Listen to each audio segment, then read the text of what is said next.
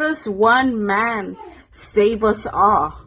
Well, that man that you call a man, his name is Jesus Christ. And his blood is our salvation. Because even in the Old Testament, the people would sacrifice animals, and the animals that will shed blood, that blood that the animals will shed, their sins will be forgiven. But Jesus, he shed a lot of blood coming from his head, his back,